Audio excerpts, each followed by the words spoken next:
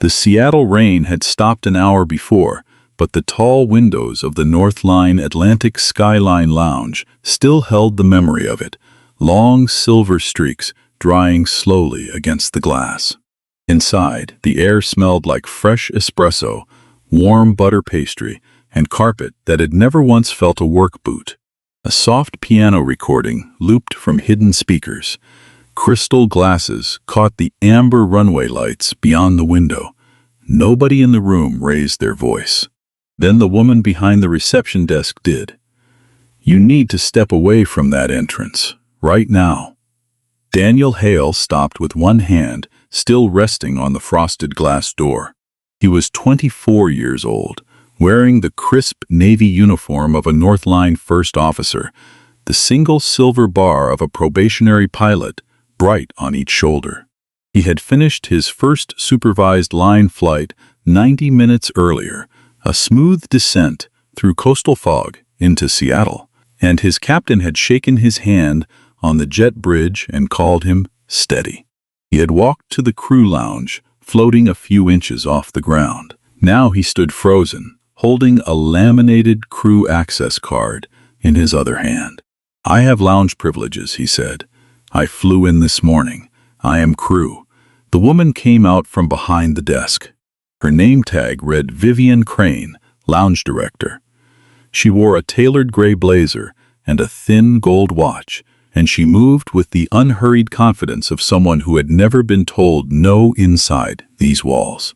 She looked at Daniel the way a person looks at a smudge on a clean window. "Crew," she repeated, and let the word hang there like something distasteful. "Sweetheart, the flight deck crew lounge is a serious space. It is not a place for people to wander into and take pictures. I have seen it before. The uniform, the confident little walk. Where did you get the jacket?" A man near the coffee station lowered his newspaper. Two business travelers by the window stopped talking. In the far corner, a young attendant refilling a tray of pastries went very still, her tongs hovering above a croissant. Daniel held the access card higher. His hand did not shake, but it took effort to keep it from shaking. "My name is Daniel Hale, First Officer, North Line Atlantic. You can scan the card. You can call the crew desk. My captain is still on the concourse." Vivian did not scan the card. She folded her arms. "This lounge serves our premium members and our senior flight crews," she said. "Not trainees who want a free breakfast and a nice view for their phone. There is a public seating area near gate C12. That is where people like you wait. People like you." The words settled into the carpet and did not move. Daniel had heard versions of that sentence his whole life. In the flight school parking lot, when a man assumed he was there to detail the cars. In the simulator center, when a visitor handed him an empty coffee cup without looking at his face. He had learned to let it slide off him like rain off a wing. But he was tired, and he was proud of the morning he had just had, and for one long second, he could not make himself move. He did not know that his father had just stepped off the escalator 40 feet behind him. Let me tell you about the man near the escalator.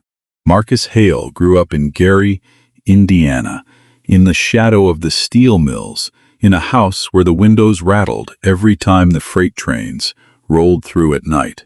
His father worked the loading docks.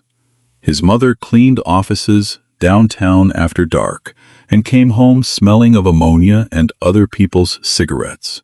They never had much, but his mother kept a single shelf of library books above the kitchen table, and every evening she made Marcus read one page out loud, tracing the words with a chipped fingernail until the page was his. Marcus was the boy who took apart the toaster to see how the coils glowed, then put it back together so it worked better than before. He was the boy who stood in an empty field near the airfield and watched small planes lift into the gray Indiana sky and wondered what held them up. Not magic, something a person could understand, something a person could build. He joined the Air Force at 18, Not because he wanted a war, but because it was the only door that led to the machines he loved. He spent 4 years as an aircraft maintenance technician, learning to read metal the way other people read faces, learning where fatigue hides in a wing spar, learning that a single overlooked crack can cost 40 lives. He carried that weight quietly. He never lost a plane.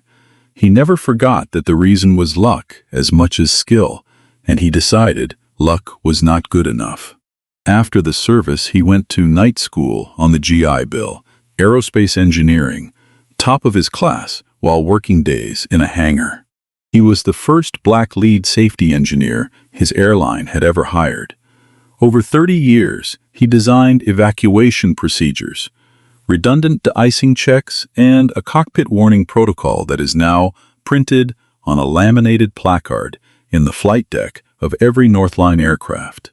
His name is in small type at the bottom of that placard. Most pilots never notice it. 12 years ago, Northline Flight 2214 lost hydraulic pressure over the Rockies in an ice storm. The crew followed a checklist Marcus had written, line by line, and put the aircraft down safely on a mountain regional runway. 141 people walked away. Marcus was in the maintenance hangar that night, listening to the radio, gripping the edge of a workbench so hard his knuckles went white. When the wheels touched down, he sat on an overturned bucket and cried where no one could see him. He never talks about that night. He keeps one thing from it, a small brass altimeter keychain his late wife Della gave him the next morning, engraved on the back with 4 words. You held them up. Della had been a school librarian. She died 3 years ago on an ordinary Tuesday of a heart that simply stopped while she was shelving picture books. After the funeral, Marcus could not sit in their kitchen. He sold the house. He kept the keychain in his right pocket, where his fingers found it 100 times a day. And he raised Daniel to love the sky the way he did. Daniel had not asked for an easy path, and Marcus had not given him one. The boy earned his ratings on scholarships and student loans and weekend shifts, fueling private planes.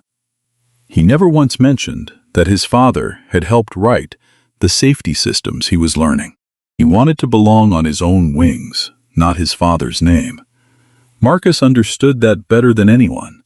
So he stayed quiet, and he showed up. He had flown standby into Seattle that morning to surprise his son after his first line flight. He wore the same thing he always wore, a faded canvas field jacket over a plain shirt, because he had spent the earlier part of the day walking a maintenance floor at a partner facility, checking landing gear he no longer had any official duty to check. Old habits do not leave the body. He came off the escalator, saw the Navy uniform he would recognize anywhere, and smiled. Then he heard the word, people like you. Marcus did not move for 3 full seconds. 3 seconds is nothing in an ordinary life.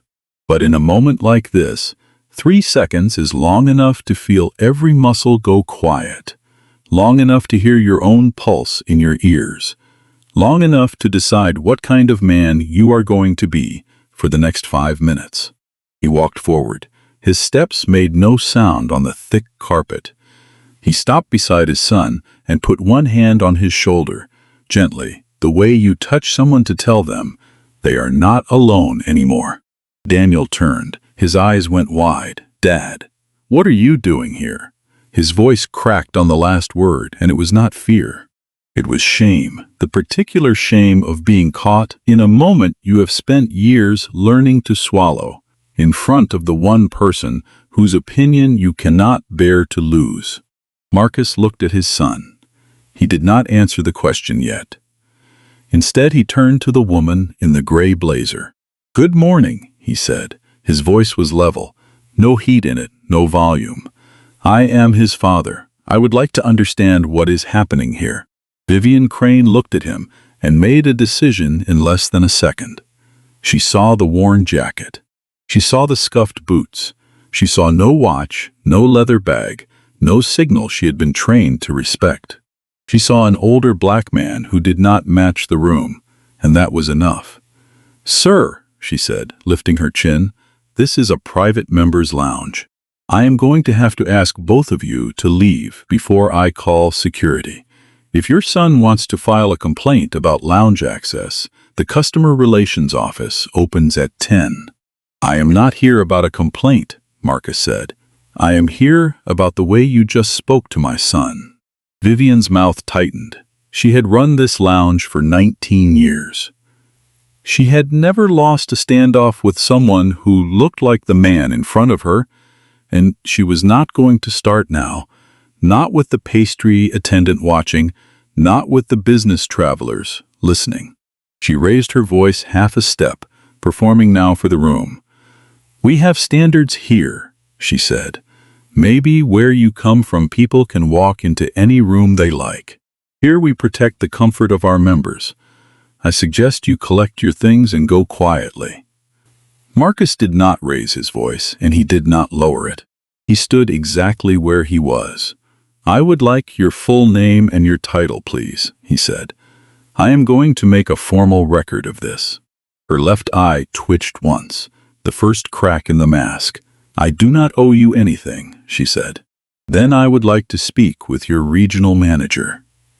Vivian laughed, a short, dry sound like a twig snapping underfoot. "I am the person in charge of this lounge. I have been here 19 years, and in 19 years no one has walked in off the concourse and spoken to me like this." She stepped closer, close enough that he could smell her coffee. "Now I am going to ask one more time. Leave, or I will have you both removed." Marcus did not move. "My son earned his access to this lounge," he said. "He flew a full crew into this city 3 hours ago. I would like him to be able to sit down, drink a cup of coffee, and rest, the same as any other officer who came off a flight this morning." The room was very quiet. You could hear the piano loop restart. Vivian reached under the reception desk and pressed a button. A radio at her hip crackled. She lifted it and spoke with the exaggerated calm of a person who has already decided who the villain in the story will be. "Security, this is Crane in the Skyline Lounge. I have 2 unauthorized individuals refusing to leave the members' area. One is aggressive. Please respond immediately." She set the radio down, looked at Marcus, and let a small smile touch her lips. "Let us see how this goes for you." 30 seconds later, the side door opened and a security officer stepped in. Her name tag read D. Okafor. She was in her 40s, steady on her feet, a radio on her hip that she had drawn far more often than the small canister beside it. She scanned the room in one practiced sweep. A young pilot standing rigid. An older man with his hands visible and calm at his sides. A lounge director already walking toward her, talking fast. "They walked right in," Vivian was saying, low and urgent. "The older one is hostile. I do not feel safe. I am not even sure the young one is really crew. The card could be fake." Officer Okafor had worked this concourse for 9 years. She knew what an actual threat looked like, and she knew what a performance looked like. This did not read right, but she followed procedure. "Sir," she said to Marcus, "can I see some identification?" Marcus reached into his jacket slowly, deliberately, the way a black man of his generation learns to move his hands around anyone in a uniform, and drew out a worn leather wallet. He handed over his driver's license without a word. Okafor checked it, then radioed the crew desk to verify Daniel's access card.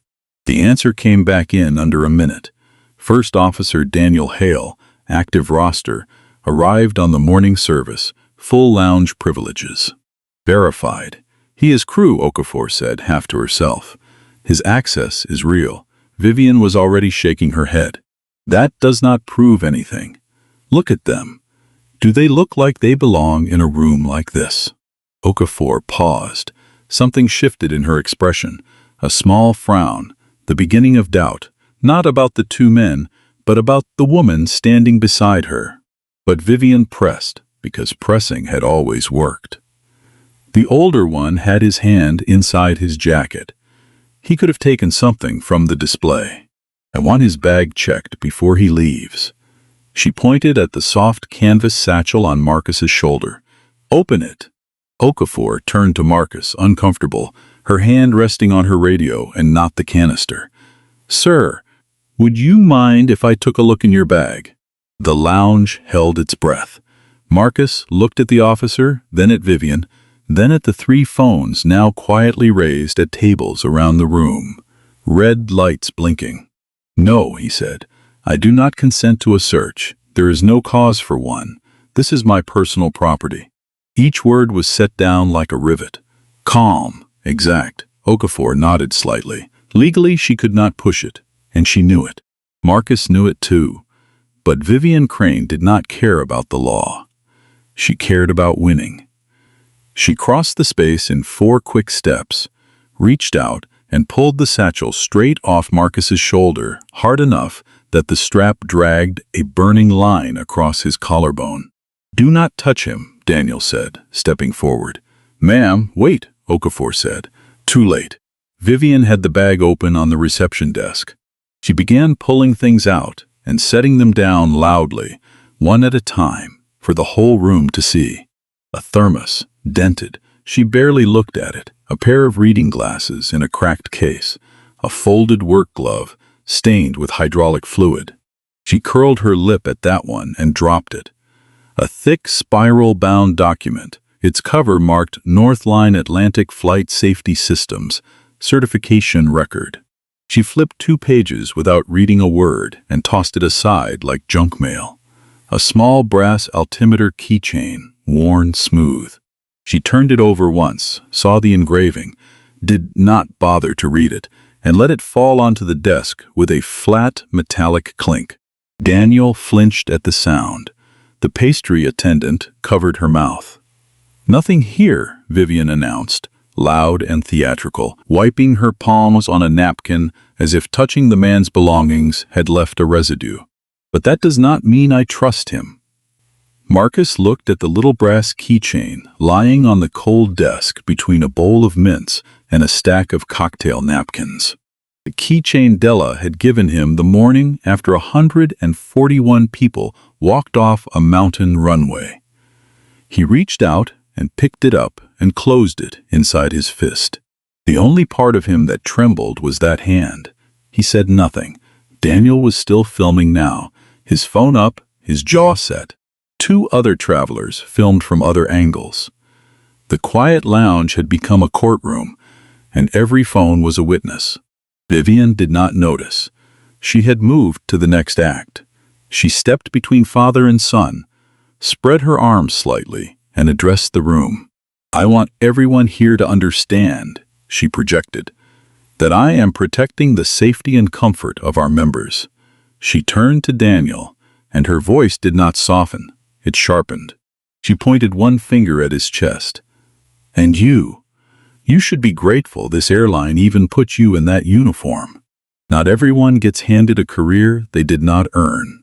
So sit down in the public area and be grateful. Grateful. The word hung in the air like smoke after a gunshot, as if the silver bars on his shoulders were charity, as if the 1,400 hours in his logbook, the check rides, the sleepless nights over approach plates, were nothing because his skin was the wrong color for the leather chairs. Daniel did not sit down. He did not cry.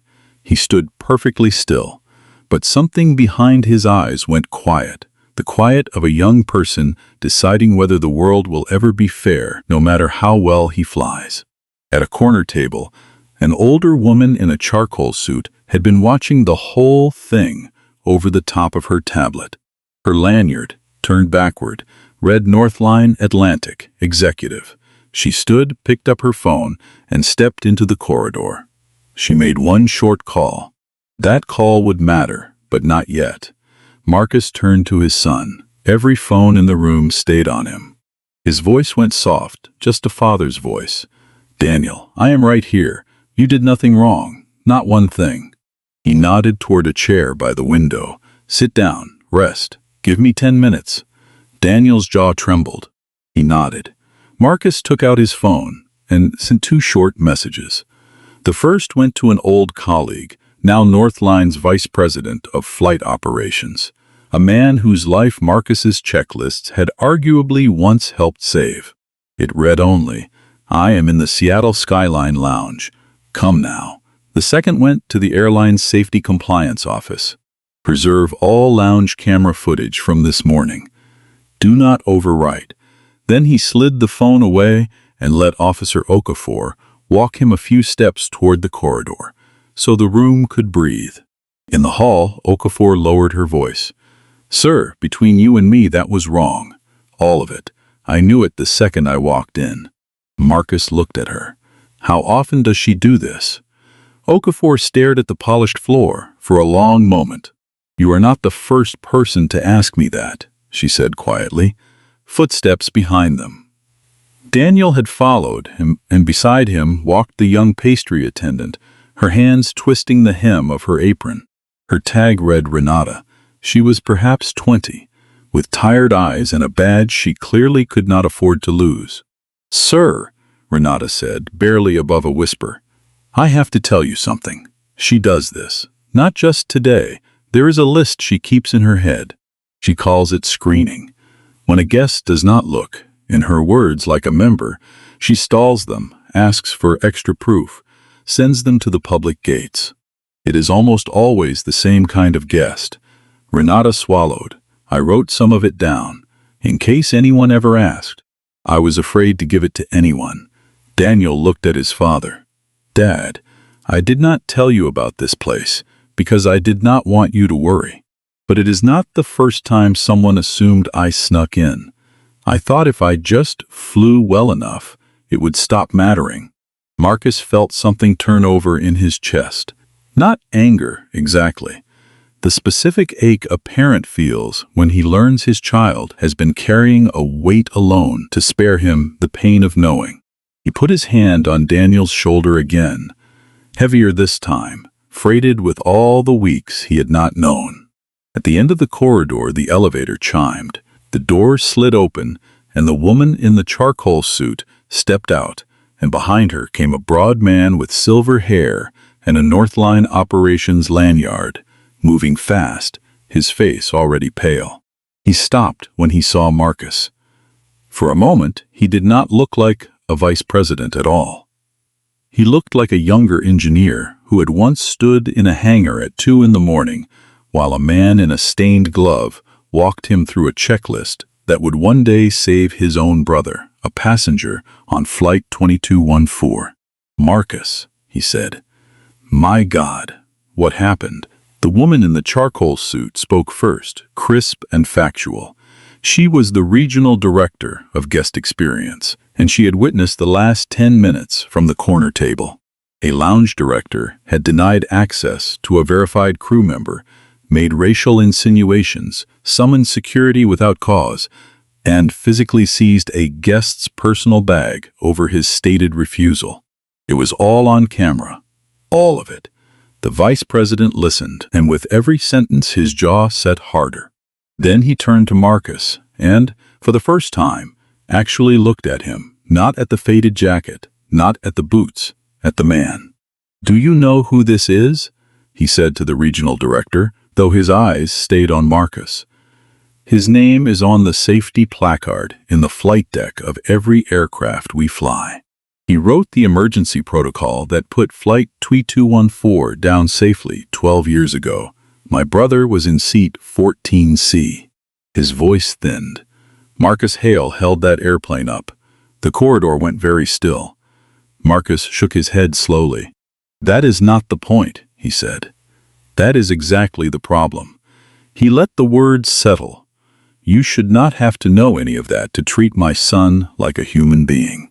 You should not have to look a man up before you decide whether he deserves a seat and a cup of coffee." The vice president closed his mouth. Then he squared his shoulders. "Here is what is going to happen," he said. "We are going to walk back into that lounge together, in front of the same people who watched this, and Miss Crane is going to hear it there, not in a quiet office. They walked back, all of them, Marcus first. The vice president half a step behind, Daniel, Renata, and Officer Okafor following. The lounge was still full. No one had left. The pastries sat untouched. The piano looped on.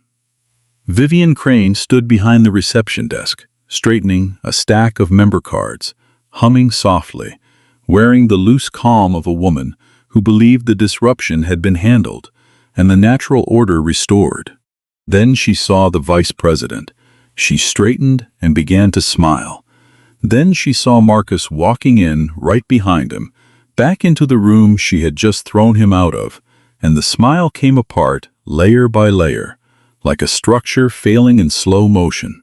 The vice president spoke, and though his voice shook, it carried to every corner of the room. "Mrs. Crane, this is Mr. Marcus Hale. He is the retired chief flight safety engineer of this airline. His work is printed in every cockpit we operate. He is the father of First Officer Daniel Hale, a member of our active flight crew whose access to this lounge you denied, questioned, and then tried to have removed by force." He paused, letting each fact drop into the silence like a stone into still water. "You will apologize to Mr. Hale and to his son, and then you will come with me. You are suspended, effective immediately, pending a full investigation into your conduct." Every phone in the lounge was up. The red lights blinked like a row of small, patient witnesses. Vivian gripped the edge of the desk. Her knuckles went white. Her mouth opened, closed, opened again. Nothing came out. Marcus stepped forward. He did not raise his voice. He did not need to. "You know what the saddest part is," he said. "If you had simply been kind to my son, not because of who I am, just because he is a person standing in your doorway, you would still have your job this afternoon. You would still have everything." He looked at her steadily. "But you chose this instead." The room was so quiet, you could hear the air handlers turning far above the ceiling. Vivian's voice came back cracked and tangled.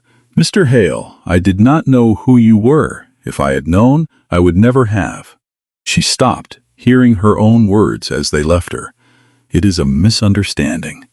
I was following procedure." "That is the entire problem," Marcus said quietly, with precision. "You should not have to know who I am.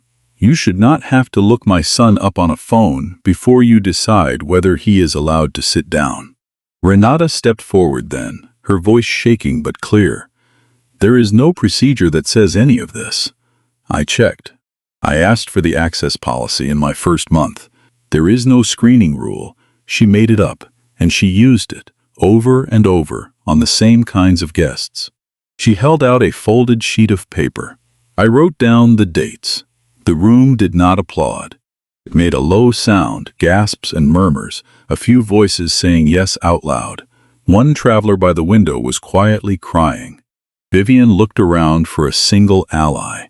She looked at Officer Okafor, who looked away. She looked at the pastry attendant, who did not lower her eyes this time.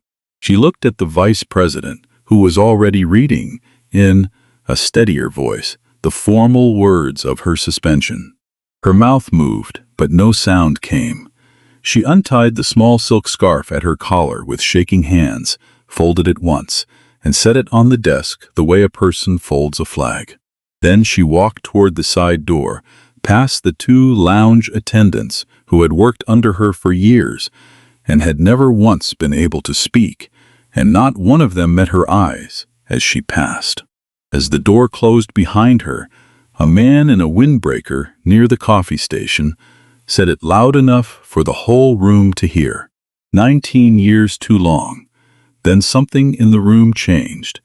The anger did not vanish. It softened into something that needed repair. Marcus walked to the coffee station. No one stopped him. No one stopped him. He picked up a clean cup, filled it, added the single sugar his son had taken since he was tall enough to reach the counter, and carried it to the chair by the window where Daniel sat. "Drink your coffee," he said. "You earned this seat this morning, and every morning before it. Daniel looked at the cup, then at his father, and took it with both hands. Marcus turned to face the room. 300 eyes, a dozen phones, complete silence. If anyone here has ever been made to feel the way my son was made to feel today, he said, I want you to hear one thing. It was never about you. It was never your fault. And it does not have to keep happening. Not here. Not anywhere someone is willing to say so out loud. For a moment, no one moved. Then one person set down their cup and clapped. Then 5. Then the whole lounge was on its feet, and the applause was rough and uneven and full of something that had been held back for a very long time. Daniel looked up at his father through the noise, and for the first time that morning, he smiled. That afternoon, the airline moved faster than anyone expected, because the footage left no room to move slowly. The Safety Compliance Office, the same office Marcus had asked to preserve the recordings, pulled 90 days of lounge access logs. What they found made even Marcus go quiet. Over 3 years, guests and junior crew who did not fit Vivian Crane's idea of a member had been quietly logged as flagged for verification at a rate that fell almost entirely on travelers of color. Dozens had been stalled, sent to public gates, or turned away outright, each incident wrapped in the soft language of standards and comfort. Several had written complaints. Most of those complaints had been filed and forgotten by a prior manager who found it easier to protect a long-tenured employee than to ask an uncomfortable question. There had never been a screening policy. There had only ever been one person, deciding one guest at a time, who belonged. Renata's folded sheet of paper matched the data almost line for line. That evening, Daniel posted the video. He added no caption. He did not need one. Within a day, it had 6 million views. Within a week, the airline's board had convened an emergency session. A woman named Carol Adeyemi saw the video in her living room in Tacoma and felt her stomach drop. Because 2 years earlier, her nephew, a young flight attendant, had been pulled aside in that same lounge and questioned until he simply stopped using it. He had never told the family the whole story. He told it now. Within 2 weeks, 11 more travelers had come forward. Marcus made one public statement, and only one. This is not about my son, and it is not about me. It is about every person who was ever made to feel small in a room they had every right to stand in. Vivian Crane was not sent to prison. The story the country told itself was not a courtroom story. It was quieter and, in some ways, harder. She was terminated. The pattern she had built was entered into a state civil rights review. She sat for a deposition and said she did not see color. She only saw standards, and the airline's own logs sat on the table in front of her and disagreed, one flagged name at a time. She settled with a group of affected travelers. She never worked in guest services again. The vice president did not resign, but he did something rarer. He stood in front of the board and said the failure was not one lounge director.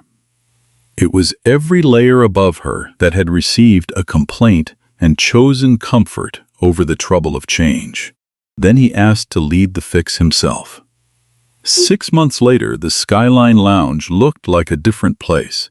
The screening habit was gone, replaced by a single printed value near the entrance. Every guest with valid access is welcome, without exception, without explanation. Renata was promoted to shift supervisor and given the raise that let her stop counting hours against her father's medical bills. Officer Okafor was asked to help train security staff on the difference between a real threat and a manufactured one, and she said yes. The airline launched a mentorship and scholarship program for aspiring pilots and aviation technicians from neighborhoods like the one Marcus grew up in, places where children stand at the edge of an airfield and wonder what holds a plane up. They asked Marcus to let them put his name on it. He said no. He asked them to name it after his wife instead. The Della Hale Open Skies program funded its first 14 students by the end of its first year. Daniel Hale kept flying. He made captain faster than most.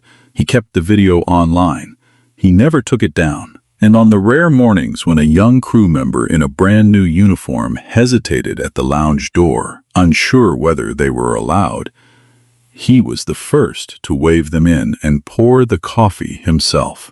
On a clear afternoon the following spring, Marcus Hale stood at the back of that same lounge, same windows, same piano loop, same amber runway lights. But the air in the room was different. The faces behind the desk were different. Near the entrance, a young woman on a scholarship badge was laughing with two other students arguing about crosswind landings, one of them nearly knocking over a glass of orange juice and catching it just in time. Renata walked over to Marcus with a fresh cup of coffee, 1 sugar, without being asked. "Mr. Hale," she said, "would you like to sit by the window?" Marcus smiled. He could have done 100 other things that first morning. He could have shown his credentials at the door and walked past the whole ugly scene. He could have called a lawyer and handled it from a distance and never let his son see any of it. Instead, he had stayed and he had spoken, because showing up is what changes a place. Not money, not a famous name on a placard. Presence. He took the coffee, and his fingers found the small brass keychain in his pocket, worn smooth over 12 years, 4 words on the back that no lounge director had ever bothered to read. You held them up. Dignity is not something a person should have to earn by having the right name, the right jacket, or the right seat. The Vivian Cranes of the world do not last because they are powerful. They last because the rooms around them stay silent.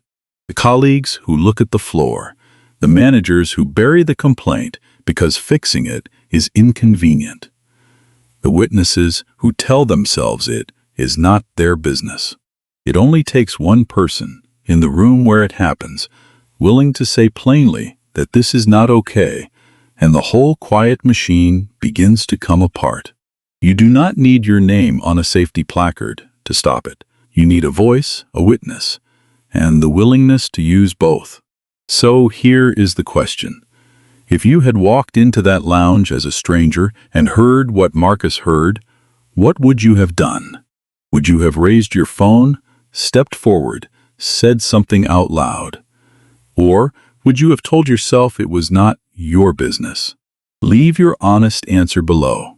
If this story reached something real in you, share it with someone who needs to hear it, and stay with this channel, because the next room, the next doorway, the next quiet decision about who belongs is always closer than we think. Dignity is not a privilege, it is a basic right. This story is a work of fiction. Every event, character, conversation, company, institution, and situation in this narrative is entirely imaginary, created for storytelling and to explore dignity, fairness, courage, and the human cost of prejudice. Nothing here represents actual events or should be read as fact.